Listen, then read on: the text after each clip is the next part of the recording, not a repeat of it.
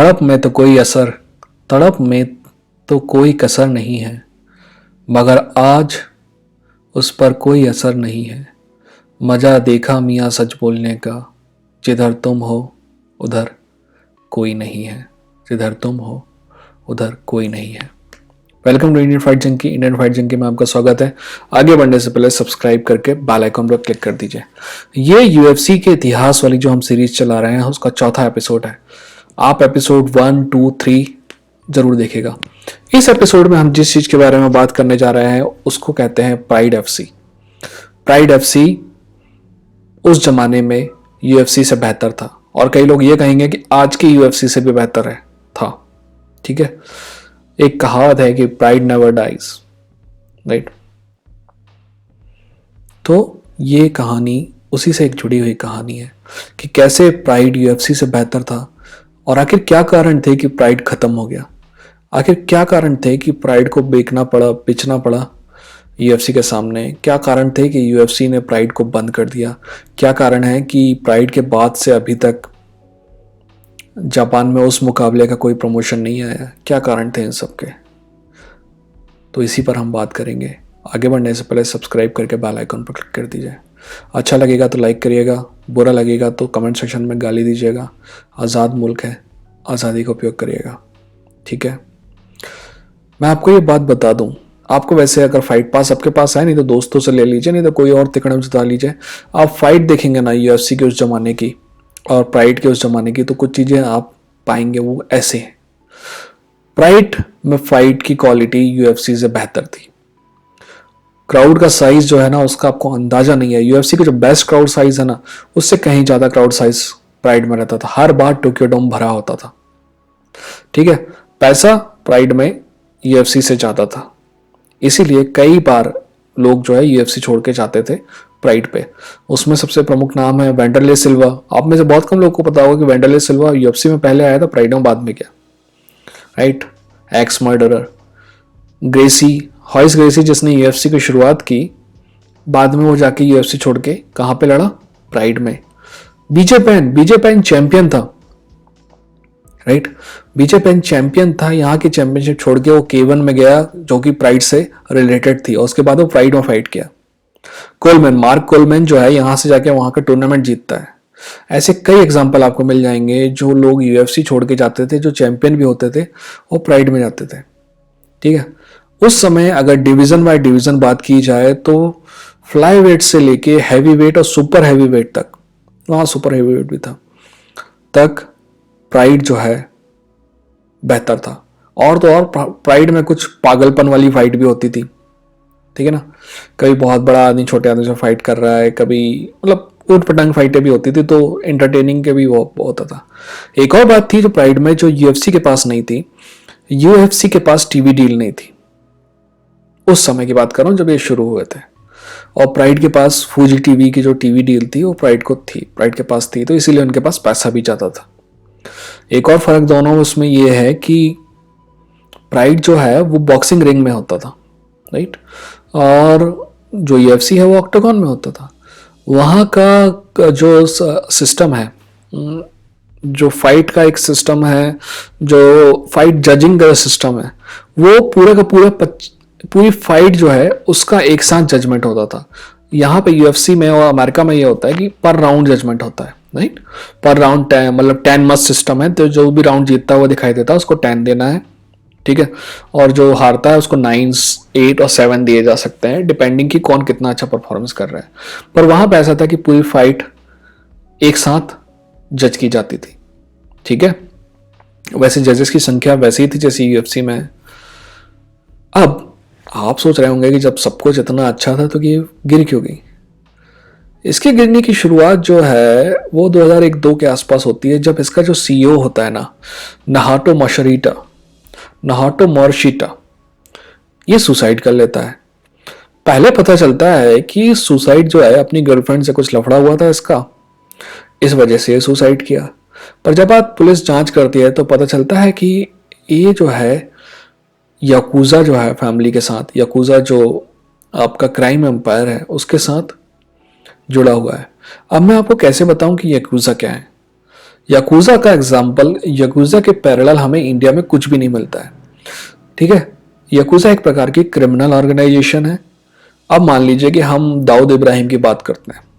ठीक है, दाऊद इब्राहिम की बात करते हैं तो वो मुंबई और मुंबई के आसपास महाराष्ट्र और यूपी के कुछ जगहों में उसका थोड़ा बहुत क्राइम एम्पायर था। वहीं यूपी के जो डॉन लोग हैं, चाहे वो हरिशंकर तिवारी हो, ब्रजेश सिंह हो या फिर मुख्तार अंसारी हो, ये सब यूपी के भी छोटे छोटे हिस्सों में राज करते हैं, मतलब क्राइम इनका हो सिंडिकेट है। वहीं आपकी जो द गॉड मदर है उसका सिंडिकेट गुजरात में था, राइट। वहीं साउथ में भी ऐसे हुए, है ना। वरदराजन मुदलियार, हाजी मस्तान जैसे लोग हुए जो साउथ से मुंबई आए और वहां पे अपना क्राइम एम्पायर फैलाया। वहीं आपके करीम लाला जैसे लोग हुए जो अफगानिस्तान से यहाँ आके अपना क्रिमिनल एम्पायर फैलाए। पर इन सब का क्रिमिनल एम्पायर जो होता था वो किसी एक स्टेट या किसी एक शहर, वरदराजन, हाजी मस्तान जैसे लोगों का तो सिर्फ एक शहर तक डिपेंड था, करीम लाला भी, राइट। एक शहर के बाहर भी नहीं जाते थे ये लोग। अब बात यह है कि याकूजा से इनकी तुलना नहीं की जा सकती, क्योंकि याकूजा जो है पैन जैपनीज ऑर्गेनाइजेशन है। याकूजा का ऑफिस हर शहर में, हर छोटे कस्बे में आपको मिल जाएगा उनका आदमी। याकूजा इतनी खतरनाक ऑर्गेनाइजेशन है, ठीक है। उनके हर तरीके जो है वो दिल दहलाने वाले हैं। कभी आपको समय मिले तो इस वीडियो को देखने के बाद याकूजा सर्च कीजिएगा, ठीक है। और ये ऑर्गेनाइजेशन ऐसी नहीं है कि आज से है, ये ऑर्गेनाइजेशन तो मेजी रिस्टोरेशन आपका समझ लीजिए 1868 के आसपास हुआ था, तब से लेके आज तक अस्तित्व में है। कई लोग का कहना है कि उससे पहले भी थी, यानी कि 250 साल से भी ज्यादा पुरानी है, ठीक है। तो ये क्रिमिनल ऑर्गेनाइजेशन है। जब आदमी की सुसाइड की जांच चली तो उसके इससे रिश्ते आए। अब जब इस रिश्तों की बात चली तो फूजी टीवी ने इनके साथ जो अपना कॉन्ट्रैक्ट था वो टर्मिनेट कर दिया। अब जैसे ही फूजी टीवी ने कॉन्ट्रैक्ट टर्मिनेट कर दिया तो इनके पैसे का जो सबसे बड़ा माध्यम था वो कट हो गया, ठीक है। अब धीरे धीरे धीरे धीरे उसके बाद प्राइड ने एक शो किया जो यूएफसी में था, जिसमें निक डियाज ने यूशिनोगामी को हराया था। पर उसके बाद यह जो है प्राइड धीरे धीरे धीरे धीरे कम होता गया। अब प्राइड को खरीदता कौन है? यूएफसी। कहते हैं कि $65 मिलियन में, कई लोग कहते हैं कि $80 मिलियन में यूएफसी ने प्राइड को खरीदा। प्राइड को खरीदने के बाद डेना वाइट ने इस बात की घोषणा की कि प्राइड जो है वो जापान में चलता रहेगा और यूएफसी जो है वो अमेरिका में चलता रहेगा, दो पैरेलल ऑर्गेनाइजेशन होंगी। अब यूएफसी के बैनर के अंतर्गत प्राइड ने एक इवेंट भी ऑर्गेनाइज किया, सब लोग ठीक थे। बट उसके बाद एकदम से यूएफसी ने सबको चौंकाने वाली बात की और बोला कि प्राइड बंद होगी और वहां के जो फाइटर हैं उनके कॉन्ट्रैक्ट जो है हम अज्यूम कर लेंगे, यानी यूएफसी अज्यूम कर लेगा। अब सब चौंक गए कि आखिर ऐसा क्यों हुआ। इसके कई कारण बताए जाते हैं। पहली बात, कई लोग कहते हैं कि डेना वाइट को प्राइड कभी पसंद नहीं थी इसलिए उसने उसे बंद कर दिया, पर डेना वाइट प्रैक्टिकल आदमी है। तो दूसरा कारण ज्यादा इंपॉर्टेंट हो सकता है कि जब प्राइड को चलाने के लिए डेना वाइट की टीम जापान गई तो याकूजा उनसे मिले और बोला कि हमारी ऑर्गेनाइजेशन है और हमें इसमें हिस्सा चाहिए, तुम चलाओ या तुम्हारा बाप चलाए, हमारा हिस्सा कहीं नहीं जाना चाहिए, ठीक है। तो ये माना जाता है कि ऐसा करने की वजह से ही यूएफसी ने सोचा कि भाई कोई मतलब नहीं है इन लोगों से पंगा लेने से जापान में, है कि नहीं, तो अपन वापस यूएफसी में ही काम करते हैं। अब इसके बदले यूएफसी को क्या मिला? यूएफसी को क्या फाइटर मिले? नहीं, वो फाइटर जो है उनके कॉन्ट्रैक्ट बहुत लूज थे, फेडोर जैसे कॉन्ट्रैक्ट थे जो उनको नहीं मिले, इसलिए यूएफसी को फिर भी उनसे नया कॉन्ट्रैक्ट करना पड़ा। तो हुआ हो चाहे आपका अरे बिग नॉग, लिटिल नॉग हो, मिर्को क्रोकॉब हो, ऐसे रैम्पेज हो, ऐसे कई फाइटर उन्होंने यूएफसी में लेके आए। बट कुछ फाइटर थे जैसे कि आपका फेडोर हो, वो कभी नहीं आया क्योंकि कॉन्ट्रैक्ट इतने मजबूत नहीं थे। अब जो दूसरी बात है वो ये है कि कॉन्ट्रैक्ट मजबूत नहीं थे फिर भी ये फाइटर फाइट कैसे कर रहे थे वहां पे। फिर वही बात आती है, कहना जाता है कि याकूजा जो है ओवर द काउंटर इनको पैसे देता था कई फाइटर्स को, और याकूजा तय करता था कि ये वैसी फाइट करें भी, ठीक है।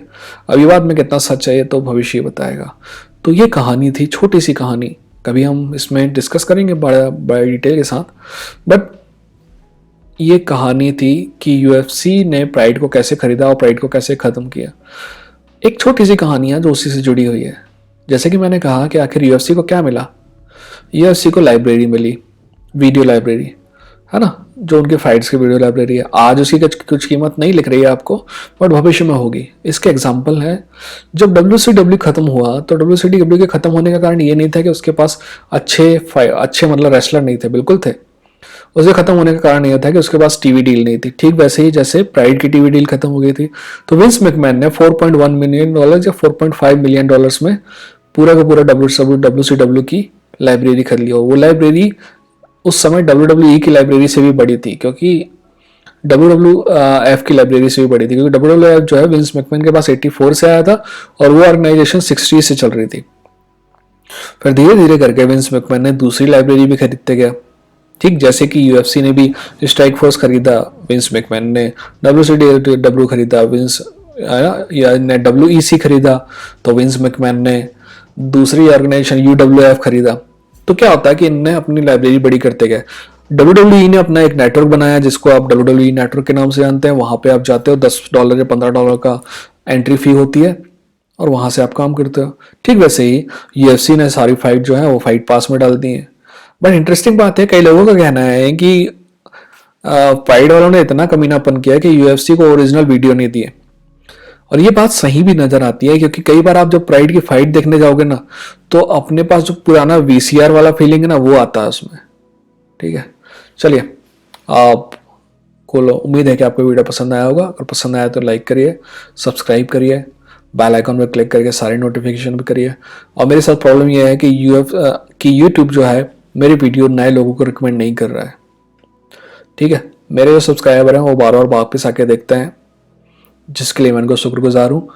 पर यूट्यूब पता नहीं क्यों मेरे वीडियो नए सब्सक्राइबर्स को रिकमेंड नहीं करता है। तो मेरी आपसे यह है कि अगर हो सके तो शेयर कीजिएगा। ठीक है, नहीं हो सके तो कोई दिक्कत नहीं है। अपना ख्याल रखिए, हो सके तो मास्क लगा के चलिए। Take care.